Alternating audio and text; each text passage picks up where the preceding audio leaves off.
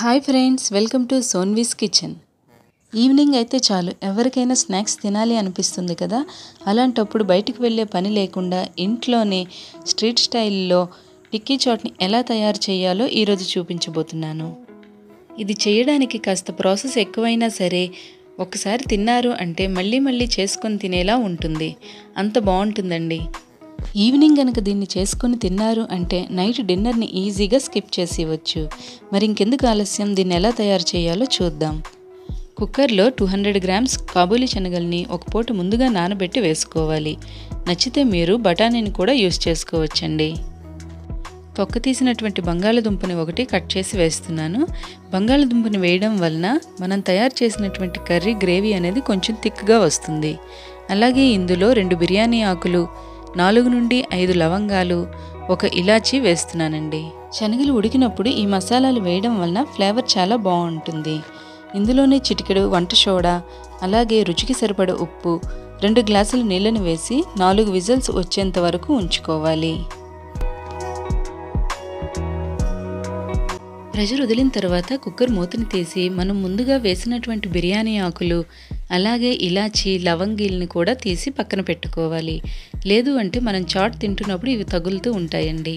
అలాగే ఉడికినటువంటి బంగాళదుంపని ఒక గరిటెతో మ్యాష్ చేసుకోవాలి. అప్పుడు గ్రేవీ కొంచెం థిక్గా వస్తుంది. ఒక కడాయిలో 2 టేబుల్ స్పూన్స్ ఆయిల్ని వేసుకొని 1 కప్పు సన్నగా తరిగినటువంటి ఉల్లిపాయల్ని వేసి వేయించుకోవాలి. ఇక్కడ ఉల్లిపాయలు బాగా వేగిపోయాయి కదండి. ఇప్పుడు ఇందులో అల్లం, వెల్లుల్లి, పచ్చిమిర్చి కలిపినటువంటి పేస్ట్ 1 టేబుల్ స్పూన్ వేసుకొని పచ్చివాసన పోయేంత వరకు వేయించుకోవాలి. ఇలా వేగిన తర్వాత ఇందులో 1 కప్పు టమాటా పేస్ట్ని కూడా వేస్తున్నాను. ఇది వేయడం వలన గ్రేవీ బాగుంటుంది. టమాటాలు వేసి బాగా కలిపిన తర్వాత 1/2 టీ స్పూన్ బ్లాక్ సాల్ట్ని వేస్తున్నాను. ఈ ఫ్లేవర్ దీనికి చాలా బాగుంటుంది.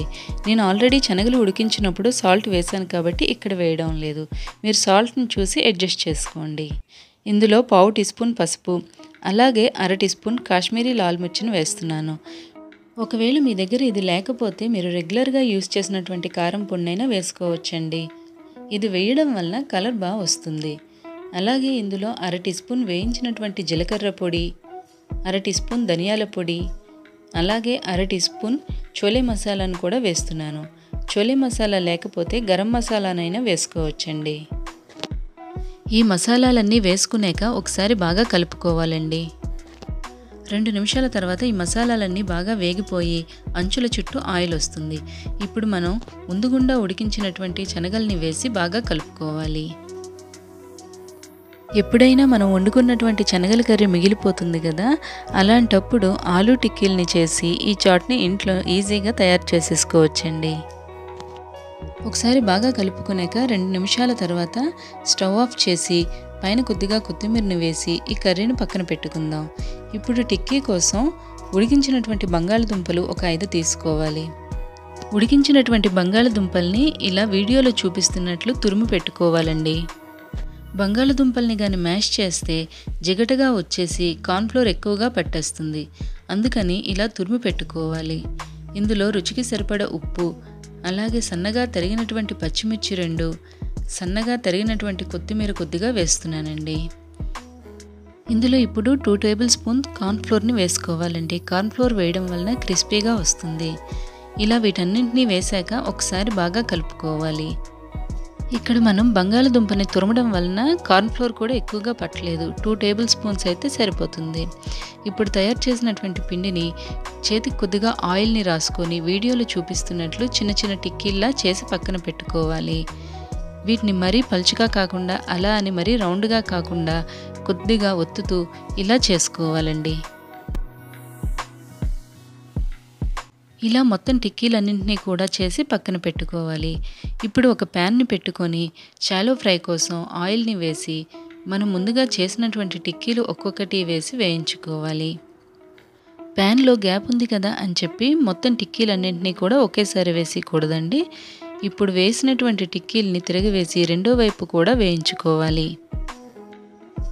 ఇలా టిక్కీలు అన్నీ 50% వేయించుకోవాలండి.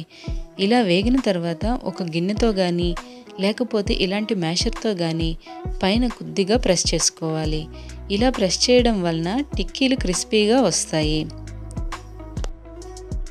ఇప్పుడు ఈ టిక్కీల్ని తిరగవేసి రెండో వైపు కూడా గోల్డెన్ కలర్ వచ్చేంత వరకు ఫ్రై చేసుకోవాలండి. ఇలా టిక్కీలన్నీ కూడా గోల్డెన్ కలర్ వచ్చేంత వరకు ఫ్రై చేసి తీసి పక్కన పెట్టుకోవాలి. ఇలా మొత్తం టిక్కీలన్నింటినీ కూడా వేయించి తీసి పక్కన పెట్టేసుకుంటున్నానండి. టిక్కీలన్నీ క్రిస్పీగా రెడీ అయిపోయాయి కదా. ఇప్పుడు మనం ఒక బౌల్ని తీసుకొని ముందుగా రెడీ చేసి పెట్టినటువంటి శనగల కర్రీని వేసుకోవాలండి. ఇందులోనే మనం రెడీ చేసినటువంటి టిక్కీల్ని కూడా పైన పెట్టేసుకోవాలి. దీనిపైన కొద్దిగా పంచదారని కలిపి బీట్ చేసి ఫ్రిడ్జ్లో పెట్టుకున్నటువంటి పెరుగును వేస్తున్నాను. ఫ్రిడ్జ్లో పెరుగును పెట్టి చల్లగా వేయడం వలన చాలా బాగుంటుంది. దీనిపైన కొద్దిగా స్వీట్ చట్నీని వేస్తున్నానండి. ఒకవేళ మీ దగ్గర స్వీట్ చట్నీ లేకపోతే టమాటో కెచప్నైనా వేసుకోవచ్చు. అలాగే గ్రీన్ చట్నీని కూడా ఇందులో కొద్దిగా వేసుకోవాలి. పైనుంచి కొద్దిగా బ్లాక్ సాల్ట్, అలాగే కొద్దిగా వేయించినటువంటి జీలకర్ర పొడి, అలాగే చాట్ మసాలాను కూడా దీంట్లో వేసుకోవాలండి. దీనిపైన సన్నగా తరిగినటువంటి కొత్తిమీర కొద్దిగా వేసుకోవాలండి. దీనిపైన కొద్దిగా సేవ్ వేస్తే టికియా చాట్ రెడీ అయిపోతుంది. చూసారు కదండి, ఇంట్లోనే హైజెనిక్గా స్ట్రీట్ స్టైల్లో టికియా చాట్ని ఎలా తయారు చేయాలో. ఎప్పుడైనా లంచ్లో మిగిలినటువంటి శనగల కర్రీ మిగిలిపోయినా, లేకపోతే ఈవినింగ్ ఎప్పుడైనా స్నాక్స్ తినాలి అనిపించినప్పుడు ఇలా ట్రై చేయండి. ఈ వీడియో కనుక మీకు నచ్చినట్లయితే లైక్ చేయండి. మా ఛానల్ని సబ్స్క్రైబ్ చేసుకోండి. Thank you for watching.